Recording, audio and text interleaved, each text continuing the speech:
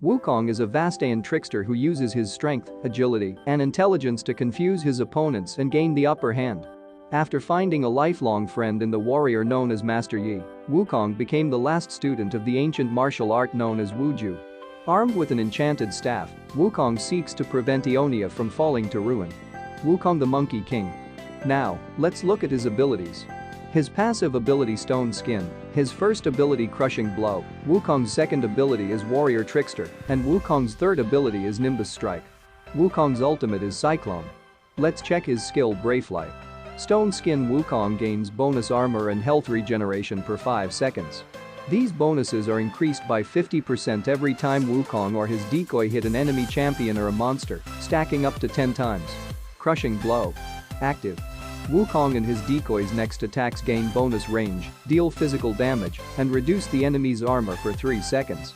Crushing Blow's cast time scales with his attack speed.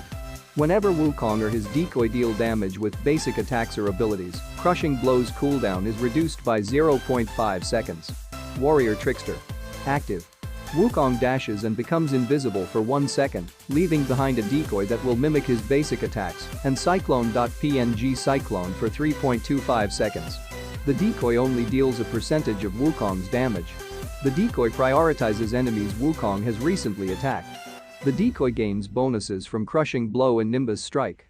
The decoy's Cyclone will start spinning and knock up enemies that haven't been knocked up already from the initial ultimate cast. Nimbus Strike. Active.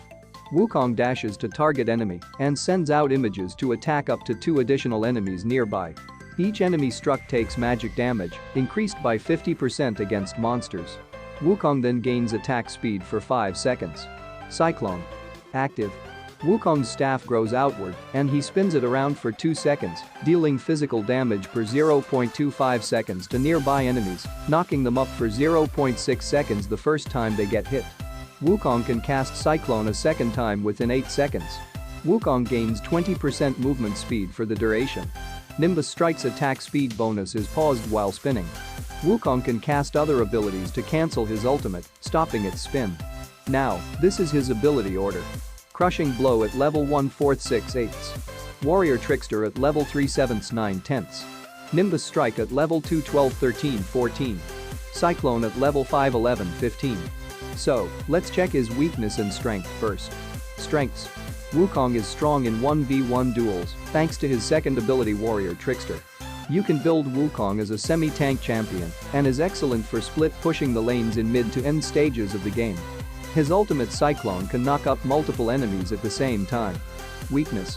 When Wukong's ultimate is on cooldown, you cannot get the desired results in a team fight with him unless you attack the enemy champions from a flanking position. Apart from that, Wukong does well overall. Now, let's check out Build Zan's spells. Wukong is just released in Wild Rift, so I can't give you the best build, but these are some build which you want to try out. Summoner spells.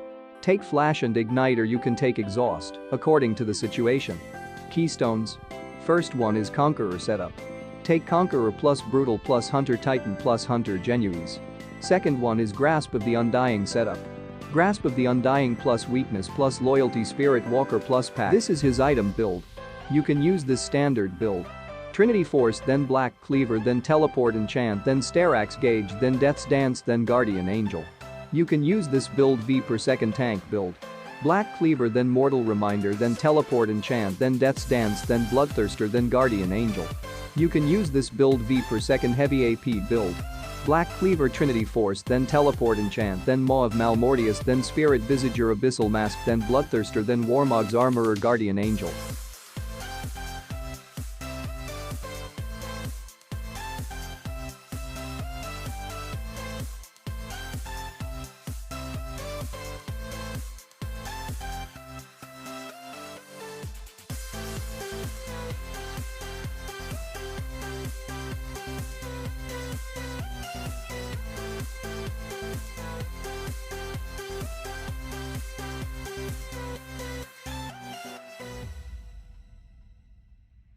This is Wukong counters. Wukong is strong against. Wukong counters champions that have low defense and low mobility in the early game like Nasus, Olaf, and Shyvana. Wukong is weak against Wukong is weak against champions that have high mobility or some CC, stun or silence in their kits like Garen, Camille, and Fiora. How good is Wukong in Wild Rift? Wukong is a champion that does well overall. He has a strong early, mid, and late game and can even one-shot squishy champions with ease. Wukong can be rated as a S or A tier champion in Wild Rift based on how good the champion does in 1v1s, small skirmishes, and also in team fights. 1. Can Wukong be played in any other lanes? No, Wukong is best played in the Baron lane. However, you can play jungle role with Wukong, but the early game will be a struggle because of a slow jungle clear. 2. Can I build a full tank on Wukong? You can, even though it's not recommended at all. Since all the abilities in Wukong's kit deal physical damage, building full tank on Wukong will certainly extinguish his kill potential on squishy champions in the late game. 3. What are the core items on Wukong? Trinity Force, Teleport Enchant, Starax Gauge, and Guardian Angel. So when do we play Aggressive Monkey? Well, Aggressive Monkey is played when one of two things happens.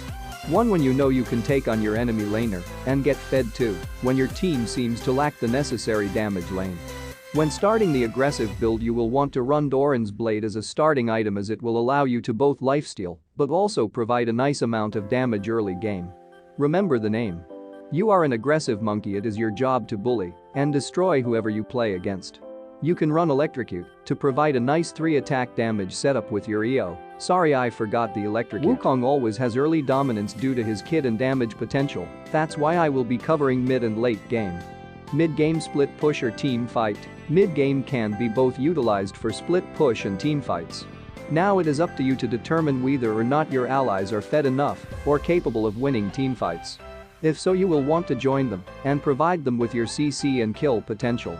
If not, however, you will want to continue to split into the late game, as you will normally be able to 1v1 whoever they send to you. What you will want to do nonetheless is make sure the lane you are pushing is either on the opposite side of the jungle objective, i.e. if dragon is up, push top, allowing your team to capture the objective when they have to split up for you, or allow them to get the objective and grab an inhib tower, allowing you to split bot lane. Late game, what to focus in fights. When late game rolls around and you are forced to join a team fight, it will be most likely up to you to either target the enemy team's carry if you are an aggressive monkey, or provide peel and a lot of CC for your team if you are a tanky monkey. For example, if the enemy team has a Caitlyn that is fed and I'm an aggressive monkey, I will use to charge the Caitlyn followed by it and then to double my, which is then followed by it to finish, or provide CC for my team to finish her off. But when I go for a tanky monkey, I will most likely whoever is going for my carry or provide as much CC as possible, with my allowing my team to as much uptime on the enemy as possible. In conclusion, is a champion that will not only provide you with a lot of potential to reach high elo, he also is very unlikely to fall off in the future, which makes him an amazing champion to main. For those who would like a little more explanation, you are always welcome to my YouTube channel. You can find in-depth guides to all different champions.